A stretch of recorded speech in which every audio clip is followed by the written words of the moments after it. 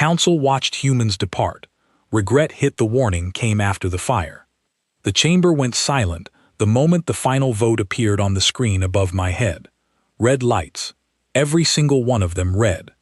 I stood at the edge of the human delegation, my hands pressed flat against the cold railing, and I watched 41 alien representatives decide the fate of my entire species without once looking any of us in the eye. I was 29 years old, a junior attaché assigned to the human mission at the Interstellar Compact, and I had spent 3 years learning how to survive in rooms like this one. Rooms full of polished chairs and colder smiles. Rooms where every word was measured, every gesture calculated, and every human achievement was treated as a threat waiting to happen. I never expected to watch my own people get thrown out of the galaxy in under 4 minutes. The delegate who read the verdict was a tall being named Selvern Erie Tak, silver-skinned, with eyes that shifted color depending on his mood. That day, his eyes were the deep amber of satisfaction. He did not raise his voice. He did not need to. The translation device on his collar spoke for him in a flat, even tone that somehow made the words worse. Humanity has demonstrated a pattern of behavior inconsistent with the values of this compact, he said. Excessive force, unpredictable escalation, a disregard for measured response. This council finds, by full majority, that the provisional status of the human species is revoked, effective immediately. I felt the air leave my lungs. 3 weeks earlier, a raiding fleet had struck a mining colony near the edge of human territory. 12 ships, unmarked, moving in a formation the Compact's own analysts had labeled unengageable, a threat too coordinated and too fast for any standard fleet to intercept safely. The recommendation from Council Command had been to evacuate the colony and accept the loss. Humanity's response fleet, under Captain Owen Blake, ignored that recommendation. They intercepted the raiders, protected the colony, and disabled the entire raiding force without losing a single life on either side. Every raider ship was captured intact. Every civilian survived. And somehow, that was the incident that ended us. I remember standing there thinking that if we had done nothing, if we had let those miners die quietly and politely, we would still be sitting at that table. It was not the danger we posed that frightened them. It was the fact that we refused to be limited by their comfort. Selvern continued speaking, but I stopped hearing the details. My mind was already racing through what this meant. 72 hours. That was the number that finally broke through the fog. 72 hours to withdraw every human ship, every human citizen, and every scrap of human technology from compact space. No transition period, no negotiation window, no appeal process, because for the first time in the history of the compact, the charter did not allow one for a species being fully removed rather than merely disciplined. I turned to look at Ambassador Clara Doyle, the head of our delegation, expecting to see anger on her face. Instead, I saw something quieter and far more unsettling. She looked like a woman who had already known this day was coming and had simply been waiting for it to arrive. "Thank you, Counselor," she said, her voice steady, almost gentle. "We accept the ruling. No protest. No demand for reconsideration. No threats." The chamber, full of beings who had spent decades bracing for a violent human reaction, did not know what to do with silence. I watched confusion ripple across faces that had rehearsed contempt for weeks. They had expected fury. They had prepared for outbursts, for accusations, perhaps even for a display of the very aggression they claimed to fear. What they got instead was Clara Doyle folding her hands, nodding once, and walking out of the chamber with the rest of us following behind her like a single quiet wave leaving the shore. Outside in the long marble corridor that connected the chamber to the transport bay, I finally found my voice. "Ambassador," I said, struggling to keep pace with her, "they just erased us from every star chart in compact territory. Why aren't we fighting this?" She did not slow down. "Because fighting it would prove them right, Ethan, and because there are more important things happening right now than proving a point to people who have already decided not to listen." I did not understand what she meant. Not then. It was only later that evening, back in the small, secure office we kept inside the human embassy tower, that she finally showed me the file. The tower itself was already beginning to empty, boxes stacked in hallways. Staff moving quickly and quietly, packing 3 years of diplomatic work into crates meant to fit inside a departing transport. Nobody spoke above a whisper. It was strange, watching an entire embassy dissolve in a single afternoon, like watching a house get erased room by room while you were still standing inside it. Clara closed the office door behind us and activated a privacy field, the kind that made the air itself hum faintly around the edges of the room. "I need you to understand something before we leave this building," she said. "What happened today in that chamber was not really about the mining colony, and it was not really about Captain Blake's decision to intervene. That incident gave them the excuse. But the real reason runs much deeper, and almost nobody in that chamber knows about it." She pulled up a star map on the wall display, the kind of deep field projection used by long-range sensor arrays. At the very edge of it, far beyond any charted compact world, there was a small, irregular shape, not a planet, not a fleet formation, something without a clean outline at all, spreading slowly across a cluster of systems like ink dropped into water. "What is that?" I asked. "We do not fully know," she admitted. "Our deep-range monitoring teams first detected unusual signal patterns out there almost 4 years ago.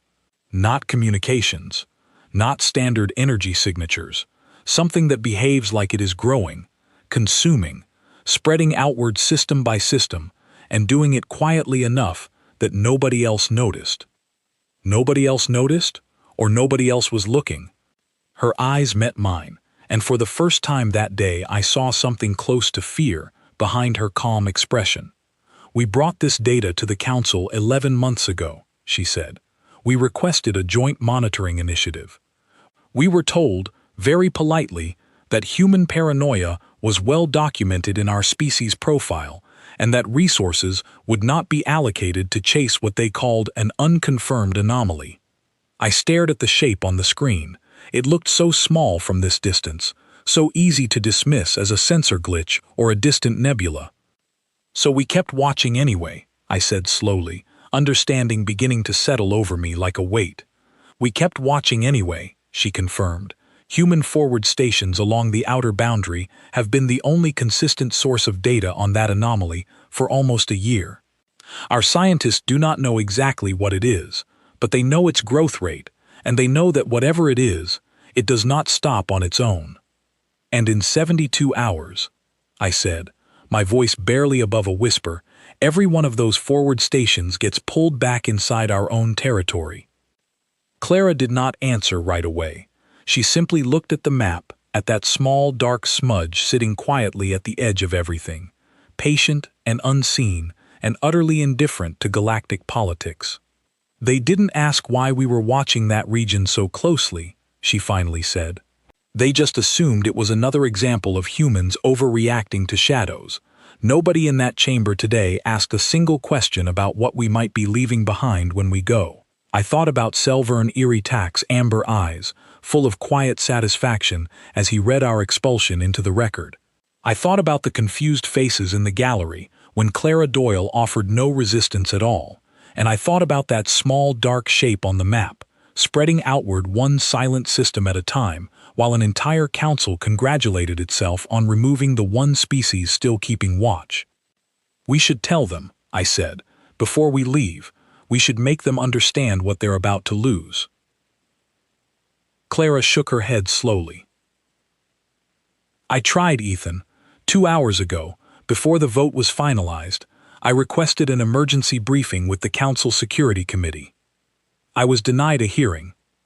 They told me the matter was closed and that any further communication regarding unconfirmed threats would be interpreted as an attempt to delay the ruling. So that's it? We just leave and let them find out on their own." She looked at me for a long moment, and in her expression I saw not coldness, but something closer to grief. "We follow procedure," she said quietly.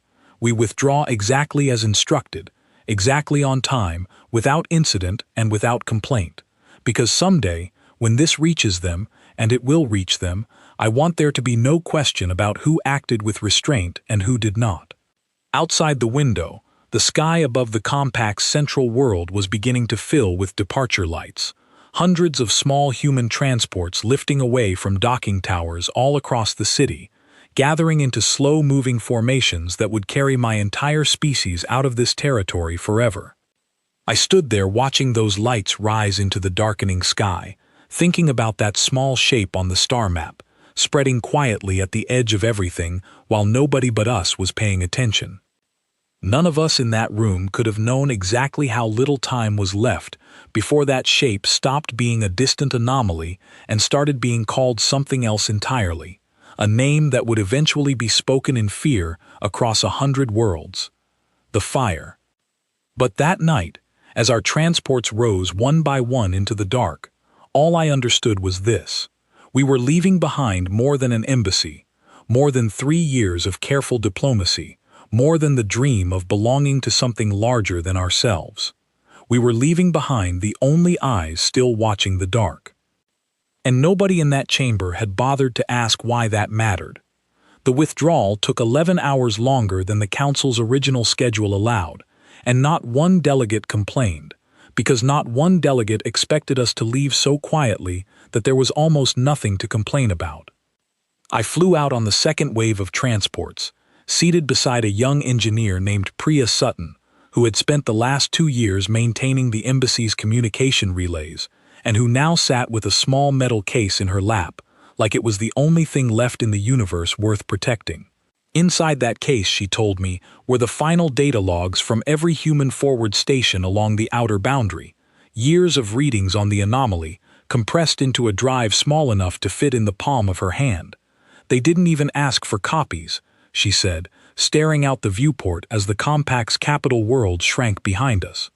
3 years of monitoring, and when we told them we were shutting down the stations, they just said thank you for your cooperation and moved on to the next item on their agenda. Would it have mattered if they had asked? I said.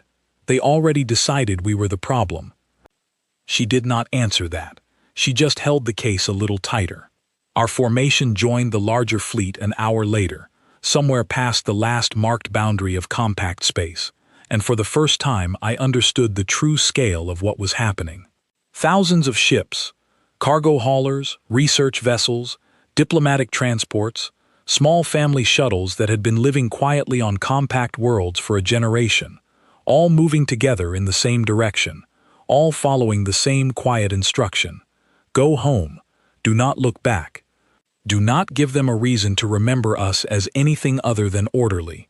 It became known, later, as the Long Walk, not because of the distance, though the distance was considerable, but because of the manner in which it happened. No ship broke formation, no pilot fired a warning shot out of frustration, no civilian broadcast a bitter farewell message to the worlds we were leaving behind. It was, by every account from every species who watched it happen, the strangest mass departure anyone had ever recorded, because it carried none of the anger everyone had been trained to expect from us. I later learned, through Clara Doyle, that several compact worlds had actually increased their planetary defense readiness during the withdrawal, convinced that our calm was a prelude to something worse. Fleet commanders on nearby stations reported feeling more uneasy watching humanity leave without protest than they ever had during any of our tense negotiations. There is something deeply unsettling, one commander was quoted as saying in a leaked internal memo, about an opponent who does not need to raise their voice. We were not trying to unsettle anyone. We were trying to survive with whatever dignity we had left. But I understood, even then, that the silence itself had become a kind of statement, whether we intended it or not. 3 days into the Long Walk, Clara called a small group of us together in the command deck of the lead diplomatic transport. Priya was there, along with a communications officer named Daniel Ashworth and a young systems analyst named Grace Whitmore, who had spent the last several months quietly cross-referencing anomaly data with historical compact records, searching for any earlier mention of something similar. I want everyone in this room to understand what we are walking away from, Clara said, activating the same star map she had shown me back at the embassy. The dark shape at the edge of it had grown, even in the short time since I had last seen it. Not dramatically. Just enough to notice, if you were looking closely enough to remember its previous size. "Grace," Clara said, "tell them what you found." Grace hesitated for a moment, glancing down at her tablet as though double-checking her own conclusions one final time before speaking them aloud. "There is a reference," she said slowly, "buried in an old compact archival record from almost 300 years ago. A joint scientific expedition to a cluster of outer systems, undertaken by 3 founding member species before humanity ever made contact with this region of space. The expedition reported unusual energy readings in that same general area, growth patterns consistent with what we have been tracking. The report recommended long-term monitoring." "What happened to the monitoring program?" Daniel asked. "It was quietly discontinued after 11 years, Grace said. "No official explanation given. The systems in question were simply reclassified as low priority and removed from active surveillance schedules." The room went very still. "They knew," I said. "Or at least, someone knew, a long time ago, and then just decided to stop paying attention." "It is possible the original data was inconclusive," Clara said, though her voice lacked conviction. "It is possible the anomaly genuinely appeared dormant for centuries before resuming activity in recent years. We cannot know for certain, but what we do know is this. The forward stations we maintained were the only active surveillance in that region for at least the last several decades, and as of 6 hours ago, those stations have been fully decommissioned, exactly as instructed." Priya set the metal case down on the table in front of her, almost reverently. "So this is all that's left," she said. "Years of data, sitting in a box, on a ship heading in the opposite direction from the only place that data actually matters." Nobody had an answer for that. I remember looking around the room at the faces of people who had spent years of their lives serving as the quiet, careful watchers on the edge of a much larger, much louder galaxy, and understanding for the first time just how much weight they had been carrying without anyone else noticing. Over the following days, as the long walk continued, I found myself returning again and again to that star map in the ship's small archive room, watching the recorded growth patterns Grace had compiled from years of accumulated data. The shape did not move quickly. It did not behave like a fleet or an army.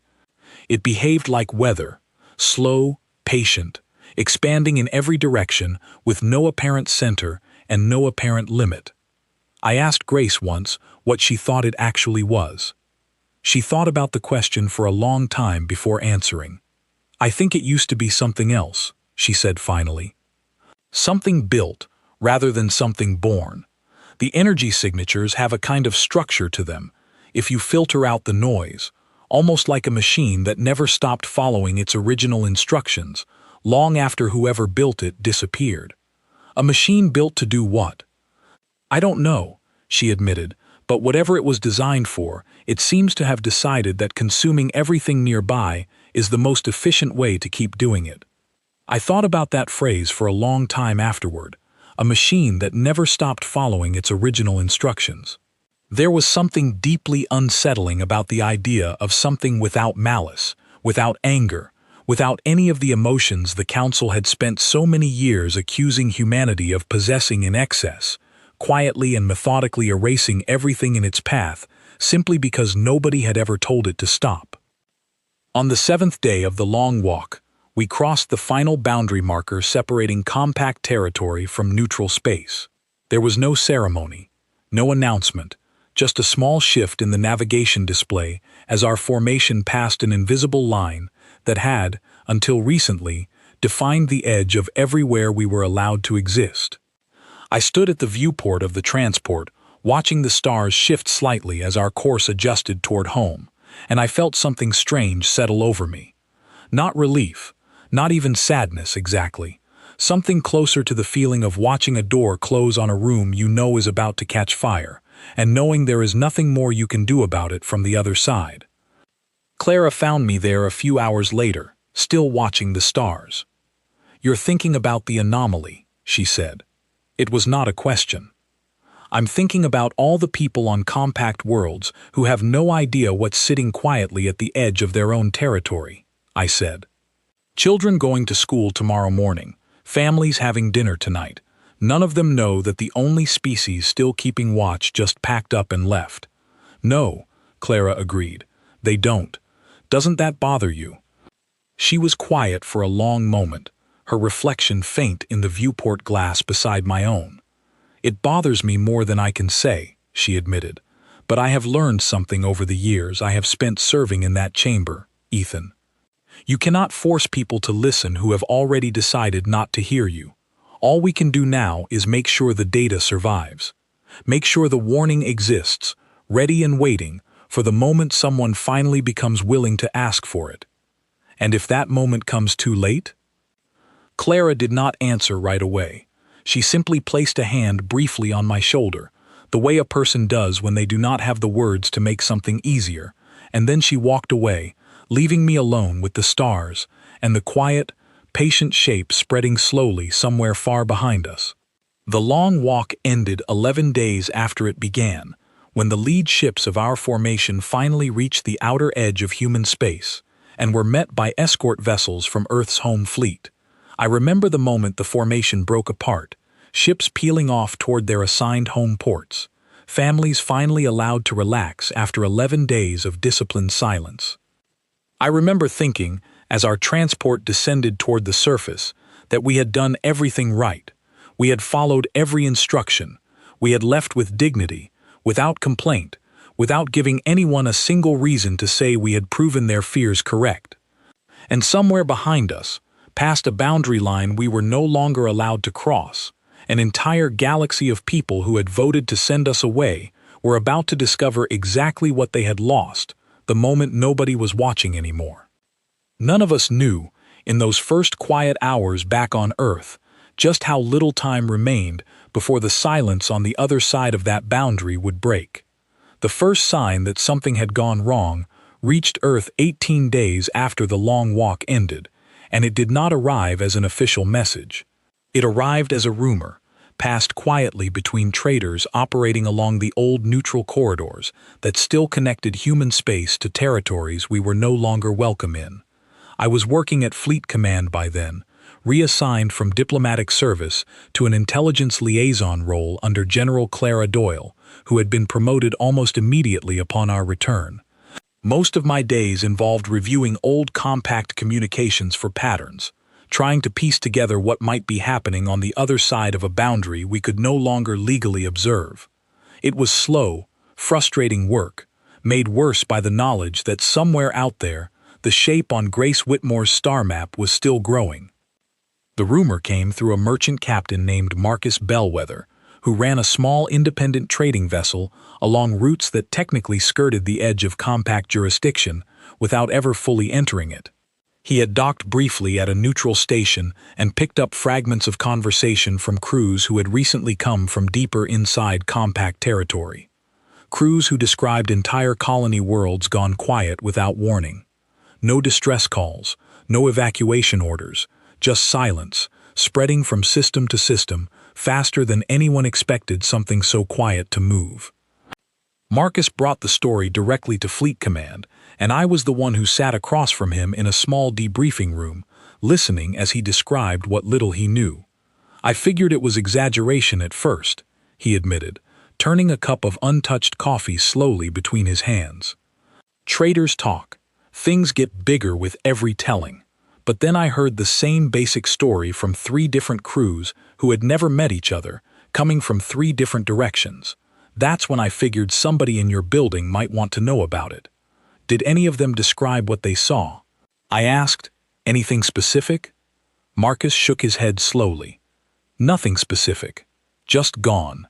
Ships that used to answer hailing signals on a certain frequency, not answering anymore. Colony beacons that used to broadcast automated status updates, gone dark. One crew said they altered course to avoid an entire cluster of systems because the readings coming off it made their instruments behave strangely, like something out there was interfering with their sensors just by existing nearby. I brought Marcus's report directly to General Doyle that same evening. She listened without interrupting, her expression unreadable until he finished, and then she asked only one question. Which systems? Marcus named 3 of them, and I watched the color leave Grace Whitmore's face when she cross-referenced the names against her old star maps a few minutes later.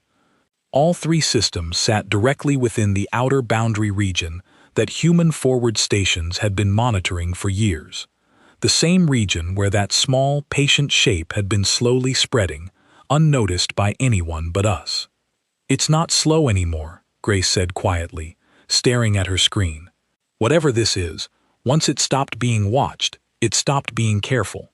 Over the following days, more fragments arrived, each one worse than the last. A research outpost near the boundary reported unusual readings before its transmission cut off mid-sentence. A supply convoy scheduled to resupply a mining colony arrived to find the colony's docking bay sealed from the inside, with no response to any hailing frequency. A long-range compact patrol vessel sent a brief, garbled distress signal describing something they called a swarm, though the transmission ended before they could explain what they meant by the word. General Doyle convened an emergency session with Fleet Command leadership, and I was permitted to sit in as an intelligence liaison, though I said very little during most of the meeting. What I remember most clearly is the moment Admiral Grace Calloway, the senior officer overseeing Earth's outer defense grid, asked the question that had been sitting unspoken in the back of my mind for days.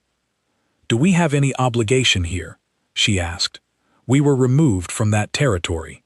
Formally, legally, whatever is happening on the other side of that boundary is, as far as any treaty is concerned, no longer our problem." The room was quiet for a long moment before General Doyle answered. "No," she said, "we have no legal obligation whatsoever." She let that statement sit in the air for a moment before continuing. "But I did not become a soldier because of what the law required of me," she said. "And I do not think anyone in this room joined this fleet because they wanted to spend their career calculating exactly how much suffering they were legally permitted to ignore." Nobody in the room argued with her.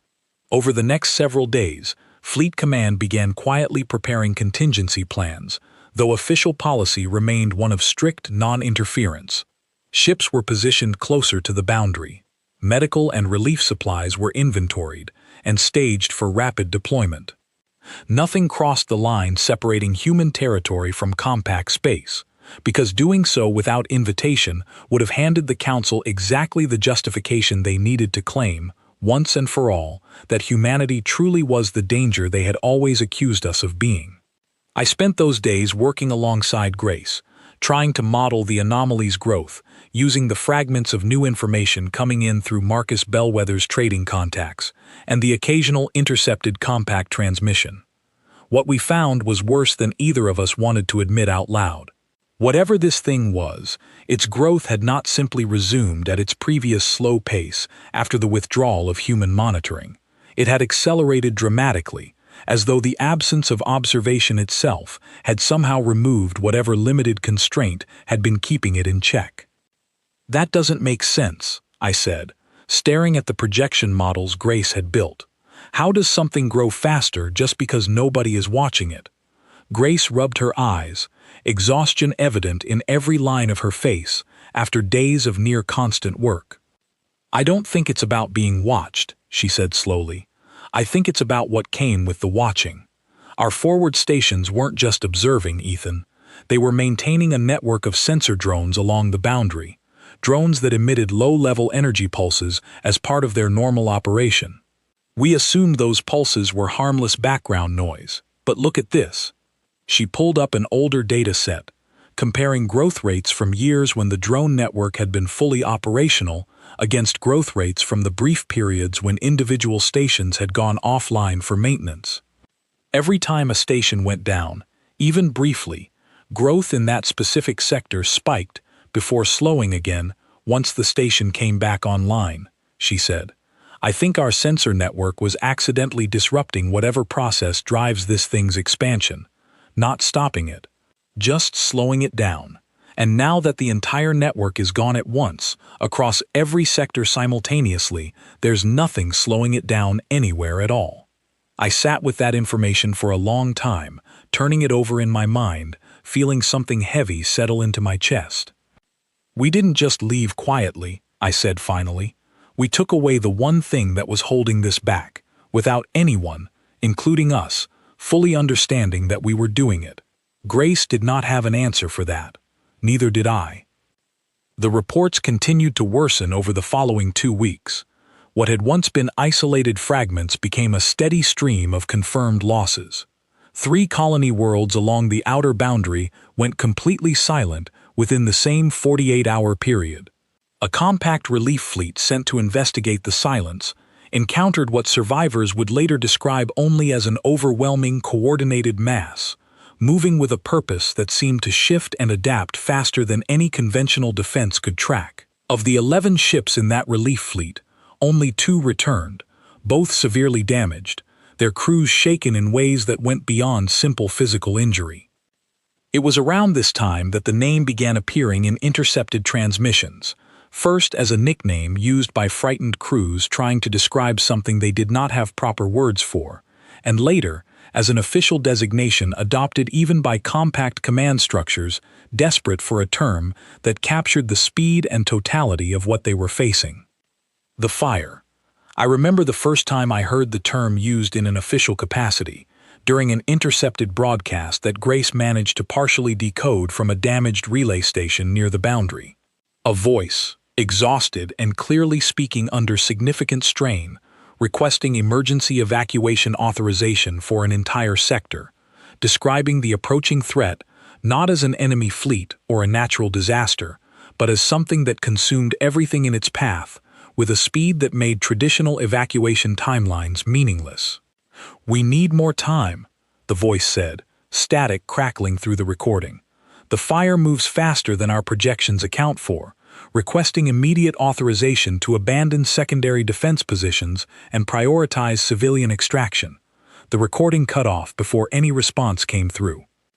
I brought that recording directly to General Doyle, and I watched her listen to it twice before setting it aside, her expression carefully controlled in the way I had come to recognize as the look she wore when she was suppressing something much larger underneath.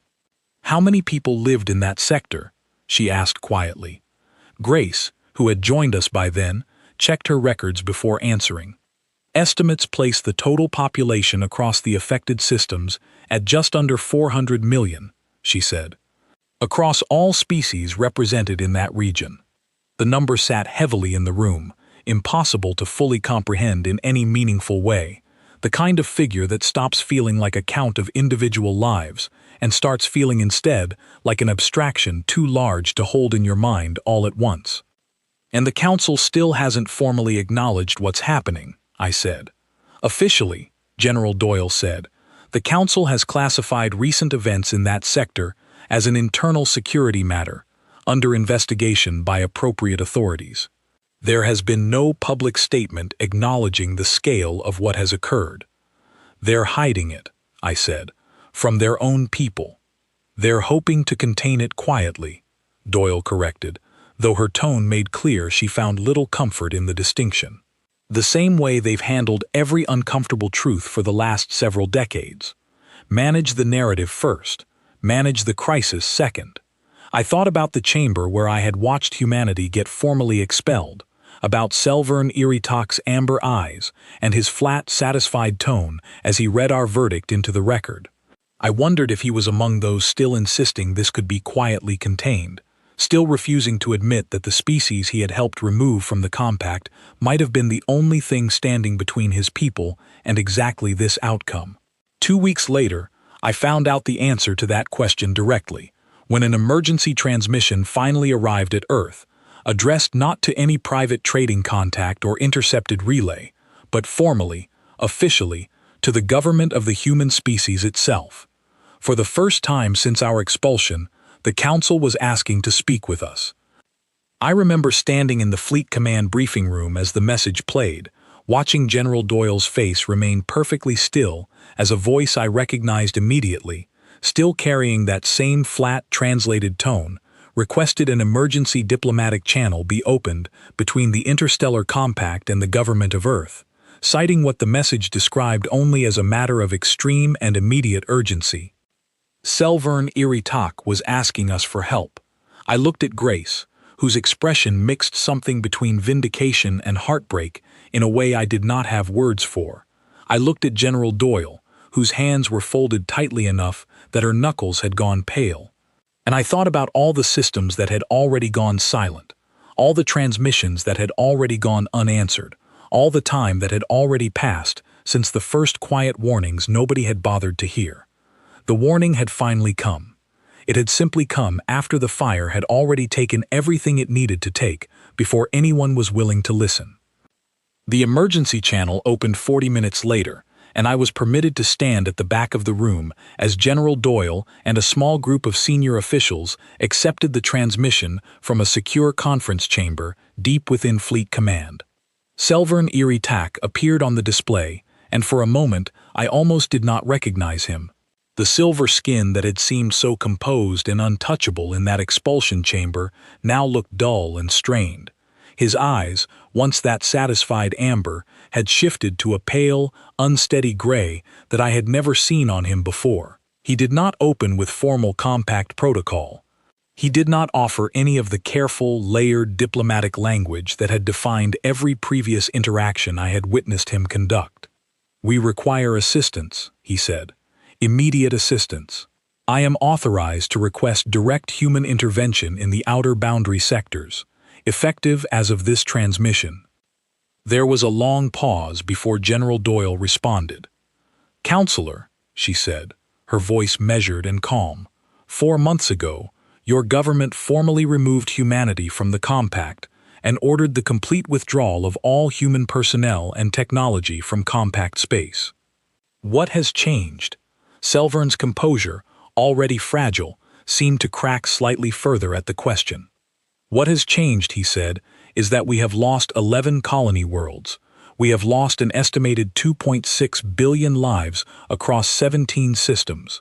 We have lost contact with 4 regional command centers, and the phenomenon your people once attempted to warn us about has continued advancing toward the compact's core territories at a rate our own defense forces are unable to slow, let alone stop."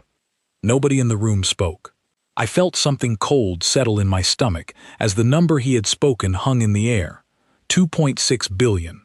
I thought of the 400 million figure Grace had calculated weeks earlier, the number that had already felt impossible to hold in my mind, and understood that whatever had happened since then had grown far beyond anything even our worst projections had modeled.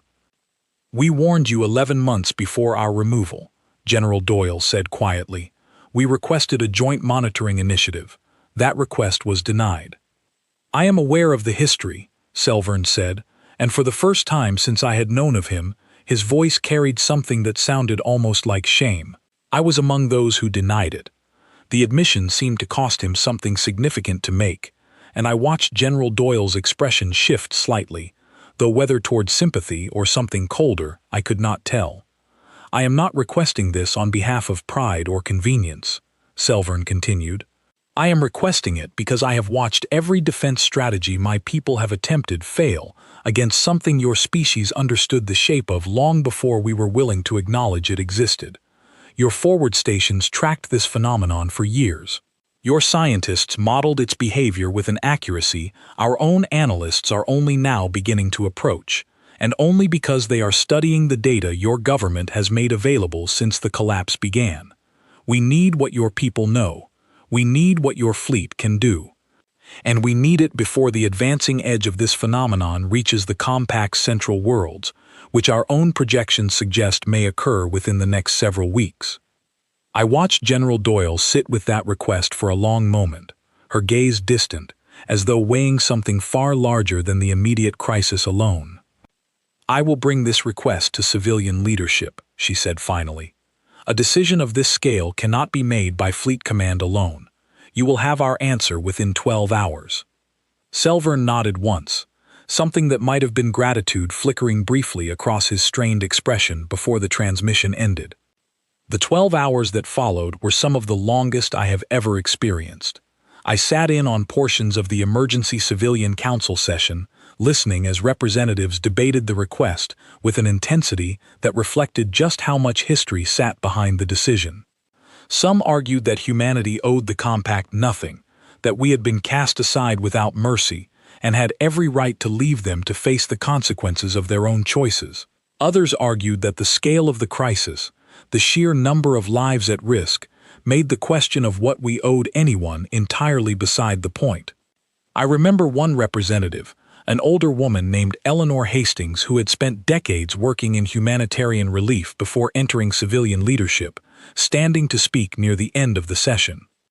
"I understand every argument being made here today," she said. "I understand the anger. I understand the desire to let them face what their own choices created. But I did not spend my career learning to measure human worth by the cruelty of others. We do not become better people by matching the smallness of those who wronged us. If there are lives we can save, we save them, not because they deserve our help, because we are still capable of giving it." The vote that followed was not unanimous, but it was decisive. Humanity would respond. I was assigned to the relief fleet as an intelligence liaison under General Doyle's direct command, tasked with coordinating communication between our forces and whatever remained of compact command structures in the affected sectors. We departed Earth less than 18 hours after the vote concluded, a fleet built not for confrontation but for extraction, evacuation, and containment, carrying medical personnel, engineering teams, and every scrap of accumulated data our scientists had gathered on the fire's behavior over the preceding years. The journey to the boundary took 4 days, and I spent most of it reviewing updated reports as they trickled in from what remained of compact monitoring networks. Each report was worse than the last, entire sectors reduced to what surviving analysts described only as static, sensor readings that made no coherent sense, energy signatures that shifted and multiplied in patterns nobody could fully track. When we finally crossed the old boundary line, the same line our formation had crossed in the opposite direction only months earlier during the long walk, I stood at the viewport of our lead vessel and watched the devastation unfold before us in a way that no report had adequately prepared me for. The first system we entered had once been home to a mid-sized colony world, a place Grace's old records described as having a population of roughly 60 million across 3 major settlements. What remained, as our sensors resolved the scene before us, was almost nothing. Structures reduced to skeletal outlines, an atmosphere thin and unstable in ways that suggested significant disruption to the planet's basic environmental systems. No signs of active habitation anywhere across the surface. I remember standing beside General Doyle as she reviewed the same sensor data, her expression carefully neutral in the way I had learned meant she was containing something far larger underneath. "Survivors?" she asked the sensor officer quietly. "Scattered signals, ma'am," the officer replied. "Small groups, likely sheltering in underground structures or reinforced facilities, estimated total across the visible surface, perhaps a few thousand." A few thousand, out of 60 million. We began extraction operations immediately, coordinating with the small number of surviving compact rescue teams still operating in the sector. Over the following days, I watched our medical and engineering personnel work alongside crews from species who, only months earlier, had voted to remove us from every star chart in their territory. Nobody spoke of that history during those operations. There was no time for it, and perhaps no need for it either. There was only the immediate, overwhelming work of finding survivors, stabilizing damaged infrastructure, and slowing the fire's advance long enough to allow evacuation efforts to continue. It was during those first difficult days that I encountered Selvern Iritak again, this time in person, aboard a compact command vessel coordinating regional defense efforts alongside our relief fleet. He looked even more strained in person than he had during that first emergency transmission, his silver skin dulled further by what I recognized, even across species, as exhaustion that went beyond the physical. He found me during a brief lull between coordination meetings, standing alone near a viewport overlooking the damaged world below. "Attaché Marsh," he said, using my old diplomatic title, though I had not held it in months. I remember you from the chamber." "I remember you too, counselor," I said. He was quiet for a long moment, his pale gray eyes fixed on the world below us. "I have spent a great deal of time since that day trying to understand my own reasoning," he said finally.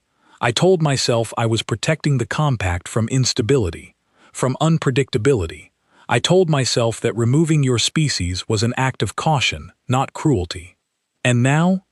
Now I understand that caution and cowardice can wear remarkably similar faces," he said quietly. "We were not protecting ourselves from a threat, Atash Marsh.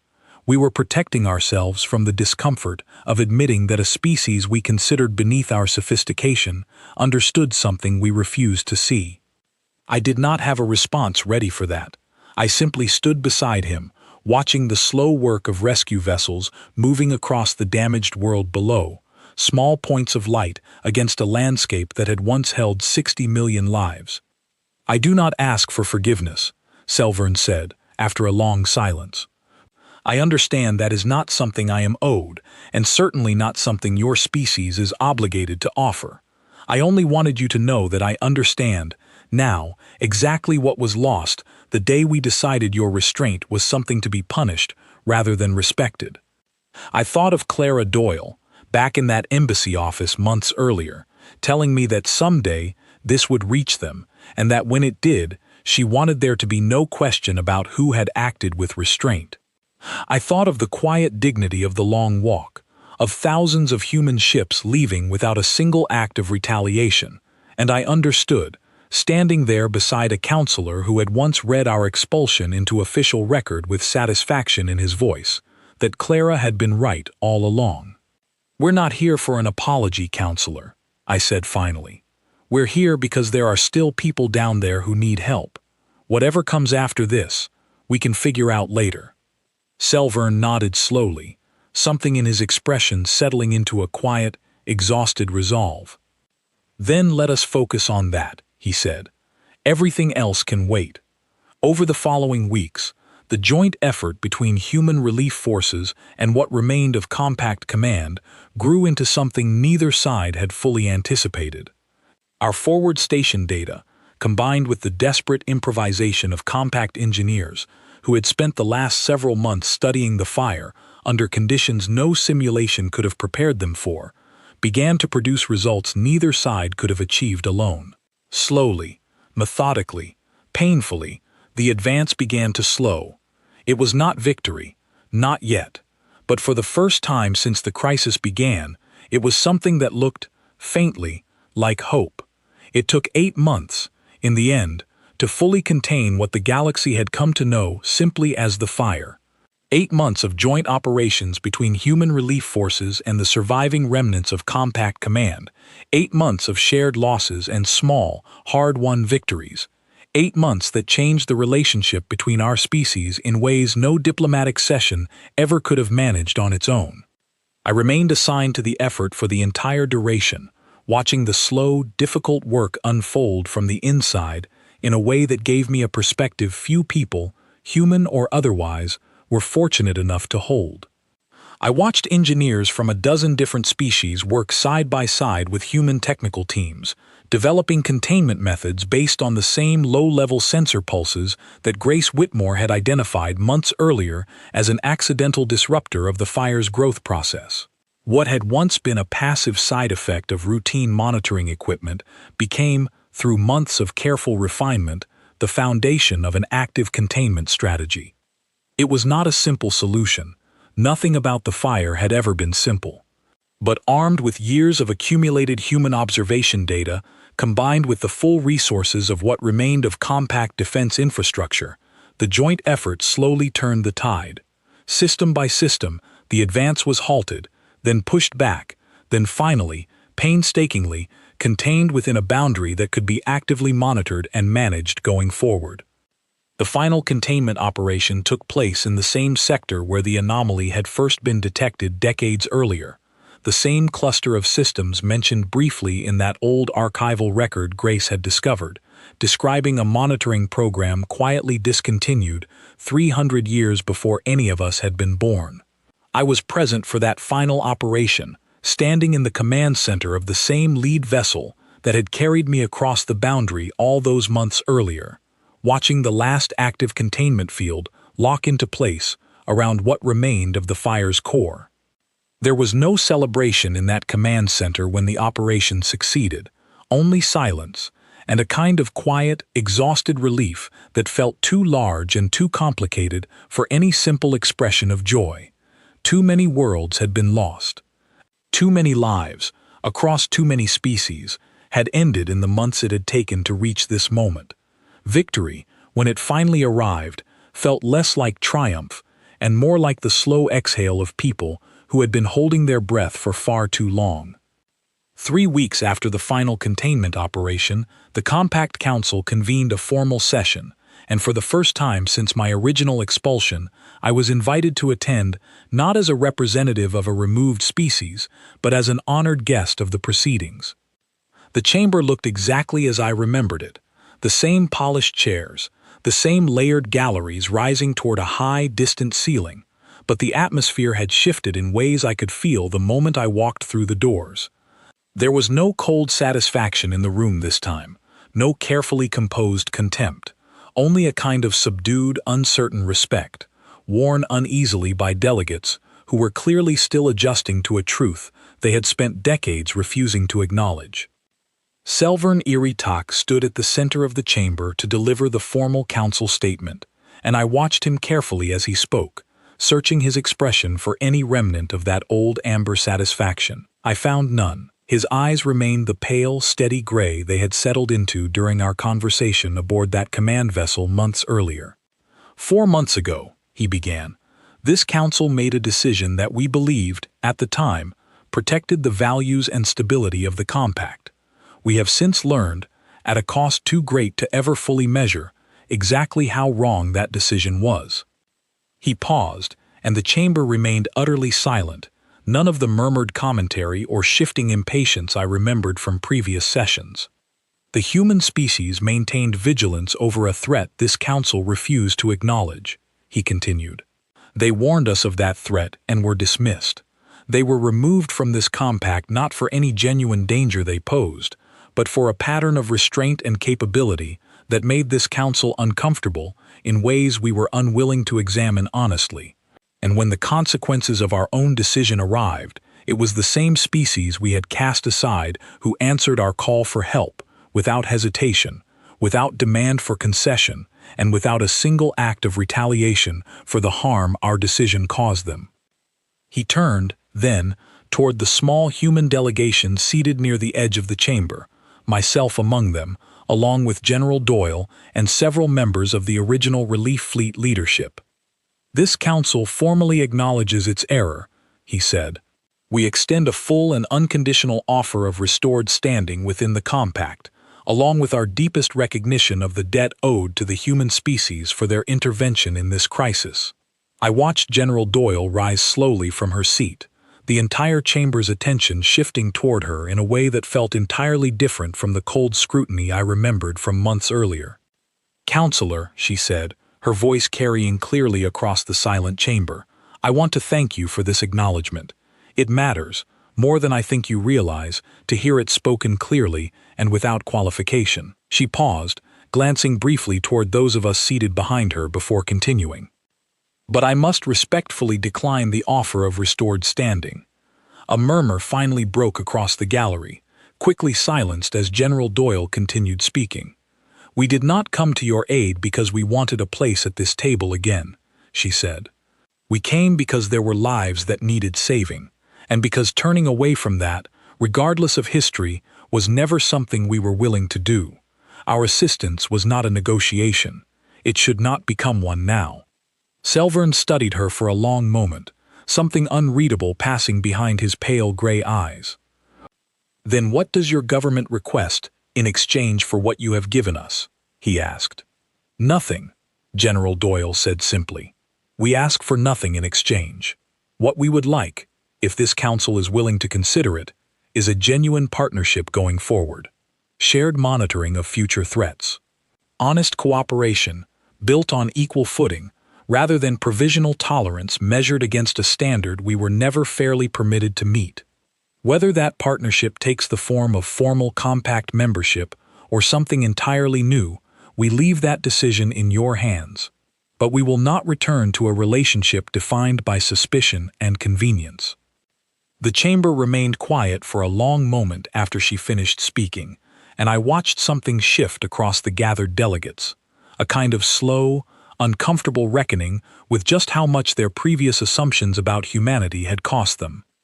Selvern nodded slowly.